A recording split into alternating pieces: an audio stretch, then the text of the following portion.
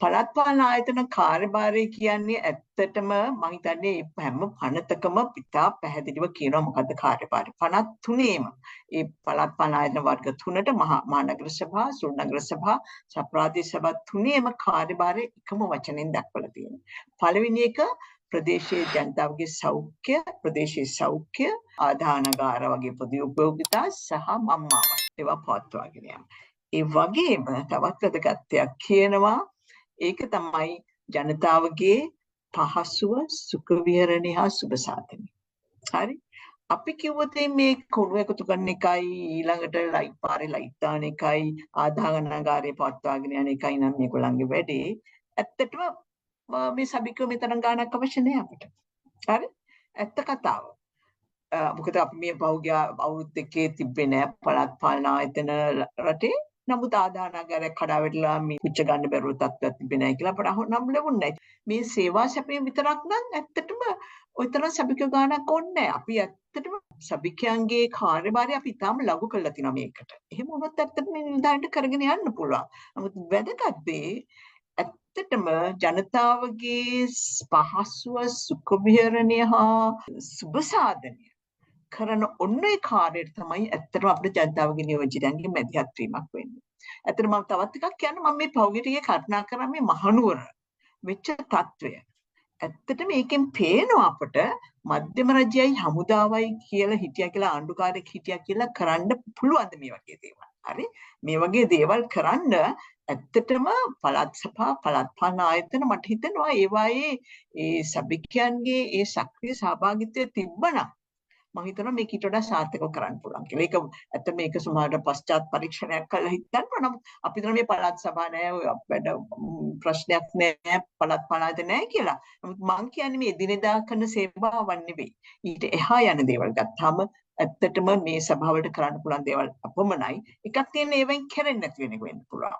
ඒවට පත්‍ය සභිකයන් මෙතෙක්කල් තමන්ගේ සුඛ විහරණයේ පහසුව සහ සුබ සාධනය සලකා ගත්ත වෙන්න පුළුවන්. සර්ව ආර්ථිකය පැහැදිලිවම පළාත් පාලන ආයතන බලපානවා. මොකද රජයේ අයවැය පරතරයේ පියව ගන්න බැරි වුණාම අපි දන්නවා අන්තිමට වෙන්නේ බොහෝ විට ඒ අවසර අන්තිම වෙනකම් වෙනවා අපිට ප්‍රතිපාදන ලබා දෙන්න පළාත් පාලන ආයතන වල නියමිත ප්‍රතිපාදන විශේෂයෙන්ම ප්‍රාග්ධන ප්‍රතිපාදන. ඉතින් ඒව ලබා දෙන්න පරක් කරනවා වැඩ කරගන්න බැරි වෙනවා. නමුත් ඇත්තටම පළාත් පාලන ආයතන ගත්තාම ආදායම් ප්‍රභව ඉතාම නිශ්චිත විදියට යම්කිසි සංයුතියේ තියෙන අපිට යම්කිසි නිශ්චිත බවක්. පළවෙනි දේ තමයි වැටුප් ප්‍රතිපූර්ණය ලැබෙනවා. එතකොට ඇත්තටම අයවැල්ලේ කියන්නේ තුනෙන් එකක්ම ආදායමෙන් තුනෙන් එකක් වෙන්නේ වැටුප් ප්‍රතිපූර්ණය කියලා. ඒ කියන්නේ යම්කිසි ගාණක් ඉන්නවනම් පළාත් පාලන ආයතනයේ සේවකයෝ ඒකට ඒ අයගේ වැටුප් ටික ප්‍රතිපූර්ණ වෙනවා. මහනගර සභාවල මම දන්නේ 100ක් ලැබෙනවාද කියලා. නමුත් සමහර සභාවල 100ක්ම වැටුප් ප්‍රතිපූර්ණය ලැබෙනවා. ඒක තුනෙන් එකක්. ඊළඟ එක වෙනවා ප්‍රාග්ධන දීමනා කියලා එනවා. ඒකත් දෙන්නේ යම්කිසි සමීකරණයකට අනුව. ඒ ප්‍රාදේශීය සභාවේ ඒ ඉන්න ප්‍රමාණිතන්නේ මොකසාරිය නොයෙකුත් දේවල් අරගෙන නොයෙකුත් නිර්ණායක අනුව ප්‍රාග්ධන දීමනාවකුත් ලැබෙනවා. මම බැලුවා දැන් නගර ප්‍රාදේශීය සභාවේ පහුගිය අවුරුදු දෙකේ සාමාන්‍ය 3න් එකක් වගේ තමයි ආදායමින් ඒ ප්‍රමාණය.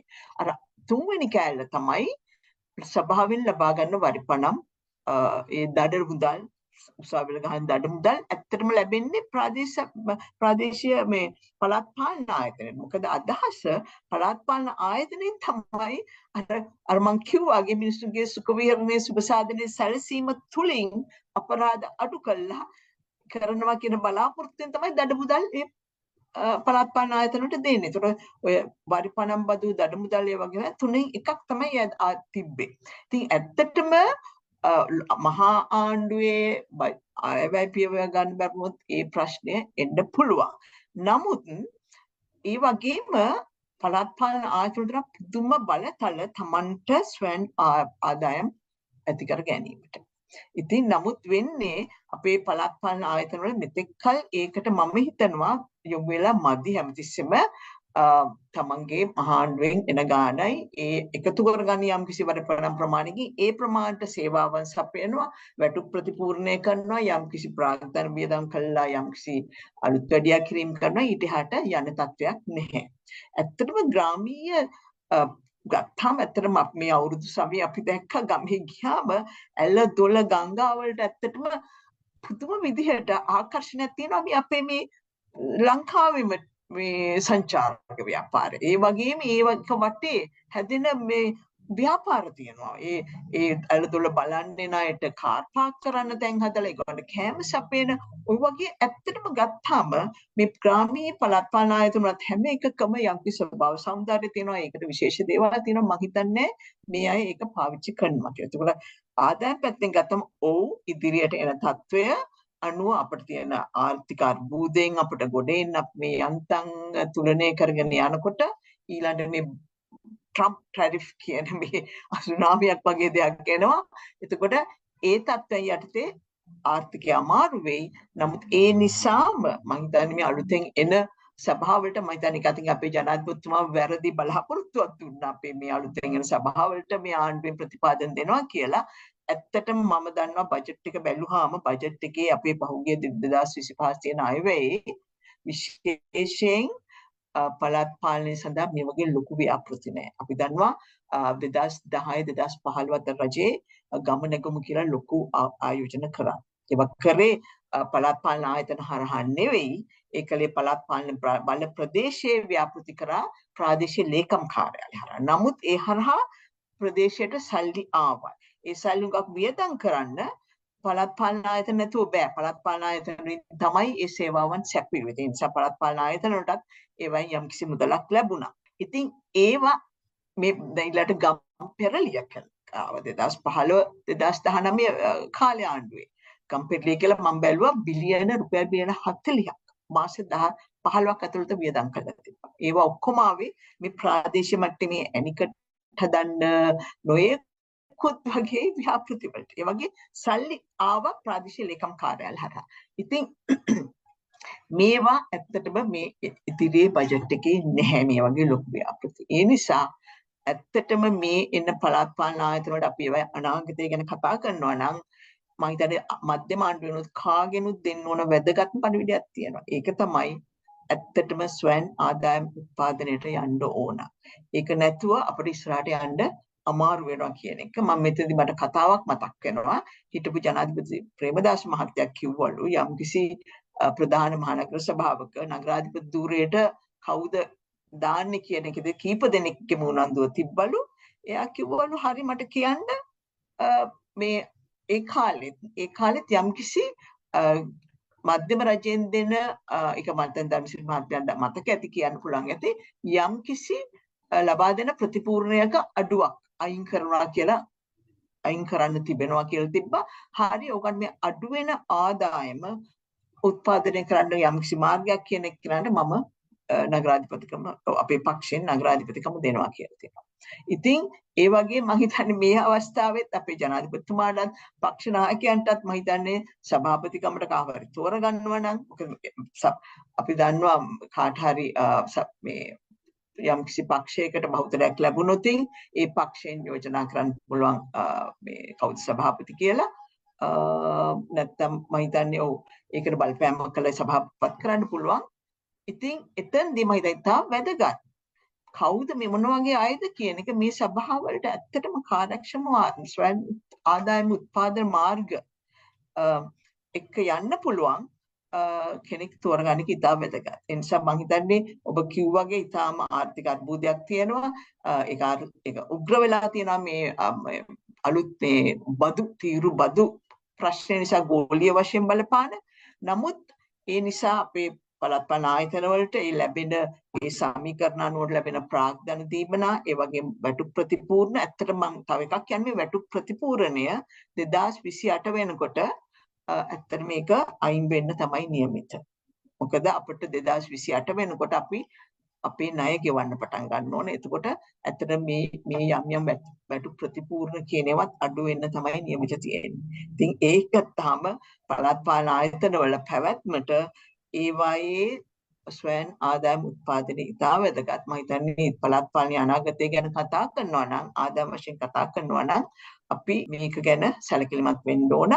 එකක් තියෙන 987 මම හිතන්නේ මේ පළාත් පාලන ආයතන වලට මොනවද අඩු කරන්න පුළුවන් බදු මොනවද ඒ බදු ගාස්තු වල ඒ නිර්ණායක දීලා තියෙන 1987 මට ඒක පළාත් පාලන ආයතනයක සභාපතිවරයෙක් කිව්වා ඒගොල්ලන්ගේ ඒ වපසරියේ තියෙන ෆුඩ් සිටි එකෙන් ඒගොල්ලන්ට ගන්න පුළුවන් රුපියල් 1000යි කියලා මාසෙට. හරි හිතන්න ෆුඩ් සිටි එකෙන් රුපියල් 1000යි ගන්න පුළුවන් වරි පණන් ගන්න. ඇත්තම ඒගොල්ලෝ ඊට පස්සේ කළා තියෙන්නේ ෆුඩ් සිටි එකට ඒගොල්ලෝ කියලා තියෙනවා ඕගොල්ලෝ මස් මාංශ විකුණනවා ඊළඟට වේලි සලාක විකුණනවා ඊළඟට මත්පැන් විකුණනවා ඒවට කියලා වෙන වෙනම කියලා ඒගොල්ලෝ ඊට වඩා ටිකක් වැඩිපුර කර ආදායම් වැඩි කළා තියෙනවා. මට නම් තේරෙන්නේ ආණ්ඩුවට කොහොමද එක ආයතනයකට එක විදිහකට තවත් ආයතනයකට තව විදිහකට දෙන්නේ කියලා. මට එක්කෙනෙක් කිව්වා ඇත්තටම යම් කාලයක අපි දන්නවා විමධ්‍යගත අයවැයෙන් පාර්ලිමේන්තුවේ මන්ත්‍රීවරුන් 225ට මේ ගිය 2025 මිලියන 10 ගාන දීලා තිබ්බා. පළාත් සභා එන වලින් එනවා ඇරෙන්න වෙනම පළාත් පාලන ආයතන වලට දෙන්න විදිහක් නැහැ මධ්‍යම රජයෙන්. එතකොට මධ්‍යම රජයෙන් අර සමහරලාට අතනින් එන ප්‍රාදේශීය ලේකම් කාර්යාලය හරහා යම්කිසි ව්‍යාපෘති ක්‍රියාත්මක කරනවා නම් ඒක හරහා තමන්ගේ മന്ത്രിවරුන්ට විතරක් යම්කිසි ප්‍රතිපාදන ලැබෙන්න සලස්වන ක්‍රමයක් ඇති. ඒක යන්නේ ඒ අය වෙනම කොන්ත්‍රාත්කරුවෝ හරි මොකක් හරි සම්බන්ධ කරලා තමයි. නමුත් තියෙන නෛතික ක්‍රමවේදය අනුව මම හිතන්නේ කෙලින්ම මේ සභාවට මේකට වැඩියෙන් දෙන්න ඕන මේකට වැඩියෙන් දෙන්න ඕන කියලා දෙන්න පුළුවන් කමක් තියෙනවා කියලා. මම දන්නවා යම් කාලයක යම් മന്ത്രിවරුන්ට විමධ්‍යගත කියලා ප්‍රතිපාදන ලැබුණා කියලා. ඒ බව දුන්නේ කොහොමද කියලා ක්‍රමවේදය මම දන්නේ. නමුත් ආදායම් ඇත්තටම මේ සභාවට මෙච්චර අර සභාවට වැඩිපුර දෙනවා කියලා දෙන්න මම දන්න තරමට කිසිම ක්‍රමවේදයක් නැහැ. නමුත් මම තව එකක් කියන්න ඕන. ඒ අර අපේ අර 987 වරිපඩම් බදු ගැනීමේ ඒ නිර්ණායක වෙනස් කරනවා වගේම තවත් දෙයක් තියෙනවා මූලික වෙනස්කමක් තියෙනවා. අපේ රටේ මට මේකට ඇත්තටම chat GPT වලින් මේක ලැබෙන තවත් හරියට මූලාශ්‍රය නැහැ. මම තවත් කතාවක් ගැහුවා අපේ රටේ ආදායම් බදු අපේ මධ්‍යම රජයෙන් එකතු කරනවා. එකතු කළා නැවත මධ්‍යම රජයෙන් බෙදා දීමක් කරනවා. අපේ රටේ 85% තබා ගන්නේ මධ්‍යම රජය. 12%ක් පළාත් සභාවට 3%ක් තමයි පළාත් පාලන ආයතන වලට යන්නේ. මම මේ ළඟදී කතාවක් ඇහුවා මහජන චීනේ ඇත්තටම හරියට මේකේ අනිත් පැත්ත. මධ්‍යම රජය තබා ගන්නේ 15%යි මධ්‍ය රජයෙන් කරන්නේ ඒ ප්‍රතිපත්ති හදනවා. නමුත් ක්‍රියාත්මක කිරීම සඳහා පළාත් සහ පළාත් පාලන ආයතන වල 85%ක් දෙන්නේ. ඉතින් ඔය සම්වාදය අපි යන්න ඕන. මේ තරම් ලොකු මධ්‍යම රජයක් අපට අවශ්‍ය නැහැ. අපට අවශ්‍ය ජනතාවගේ සුබ සාධනය සුඛ විහරණය හදන්න නම් ඒ තියෙන ආයතන පළාත් පාලන ආයතන අපි මෙතෙක් කල් ඒවා පාවිච්චි කරලා තියෙන දේශපාලන අවශ්‍යතාවලට සෙනඟ සපයන්න මේ සබිකෝ ටිකක් පත් කරනවා මිසක් ඇත්තටම අපි ඒ අයට ඒ අවශ්‍ය කාර්ය කරගෙන යන්න දීලා නැහැ. ඉතින් මේ අපි ඉදිරියේ ලොකු සංවාදයක් යන්න ඕන. ඇත්තටම වැඩේ කෙරෙන තැනට සල්ලි යන්න ඕන. මේ ප්‍රතිපාදන බෙදීමේ වෙනස්කමක් ක්‍රමයෙන් හරි 15 දැන් පල්ලෙහාට යන එක 20 වැඩි වෙන්න යනවා. ඒ කියන්නේ මධ්‍යම රජ සංකෝචනය වෙන්න ඕන. එහෙම නැතුව ඇත්තටම මම හිතන්නේ අපේ රටේ සංවර්ධනය දියුණුව කිසි දෙයක් වෙන්නේ නැහැ.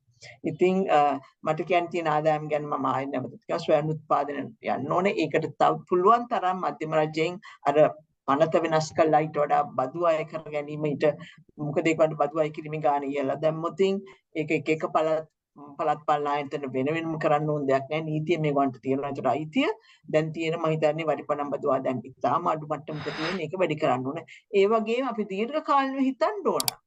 මේ අපේ සේවාවන් සපයන ජනතාවට වඩා කිට්ටුවෙන් ඇත්තටම ඉන්න ආයතන කියලා කිව්වට මේවට අපිට ඒව සඳහා අවස්ථාව දීලා නැහැ. විශේෂයෙන් මේ ආදායම් බදු එකතු කළා අපෝ යනකොට අපේ මේවට යන ප්‍රමාණය ඉතා අඩුයි. මම ලෝකයේ අනිත් රටවල් එක්කත් අත හොඳ සංසන්දනයක් කරන මට දැන් තියෙන්නේ ලංකාවයි මහජන චීනය අතර සම්බන්ධය. වෙනත් රටවල් කීපයක අපි සංසන්දනය කරලා ඇත්තට මේ කතිකාව අපි මම හිතනවා ඉස්සරහට ගෙනියන්න ඕනේ කියලා.